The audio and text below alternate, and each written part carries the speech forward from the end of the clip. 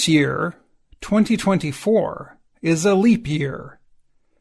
February 29th is known as Leap Day. But what is behind this rare extra day on the calendar? Everyone knows the Earth takes 365 days to travel around the sun. Well, that is not exactly correct. The Earth really takes 365 days, 5 hours, 48 minutes, and 46 seconds to complete its orbit around the sun. So almost every 4 years, an extra day occurs, and it is represented on the calendar. The Jet Propulsion Laboratory at the California Institute of Technology says the extra day is used to be sure the months stay connected to yearly events such as equinoxes and solstices. NASA says that over time, our seasons would fall out of order without the leap day. Each calendar year is about 6 hours longer than 365 days. However, a leap day is not added every 4 years. That would lengthen the calendar by 44 minutes, say experts at the National Air and Space Museum in Washington, D.C. Over time, that would mean summer would arrive in November, said Eunice Kahn, a physics instructor at the University of Alabama, Birmingham. So a leap day is added nearly every 4 years, but not in years including 1700, 1800, and 1900. There was a leap day in 2000 because it was a year divisible by both 100 and 400. Over the next 500 years, there will be no leap day in 2100, 2200, 2300, and 2500. There will be leap days in 2028, 2032, and 2036. Without a leap day, farmers might have trouble planting in the correct season, Kahn said. Christmas would be in summer. There will be no snow. There will be no feeling of Christmas, he said. You might wonder who came up with the idea of leap day. Experts say the calendar change developed over time. Ancient civilizations planned their years based on either the moon or the sun. By the time Julius Caesar controlled the Roman Empire, things had gotten more complicated. People had written down the calendars, but seasons were drifting. For example, the weather in July was not always the same. So in that time, they added months to the calendar, but that did not really fix the problem. The Romans fixed the problem in the year 46 BCE. The year became 365 and 1/4 days long. So an extra day was added every 4 years. The Romans came close, but a year is actually 365 plus 0.242 days, says Nick Eakes, an astronomy professor at the University of North Carolina in Chapel Hill. There have been multiple calendars used by Western societies. The Athenian and the Julian calendars were used thousands of years ago. The Athenian calendar, however, ran into problems when holidays were not falling in the correct seasons, said Thomas Palaima, a classics professor at the University of Texas at Austin.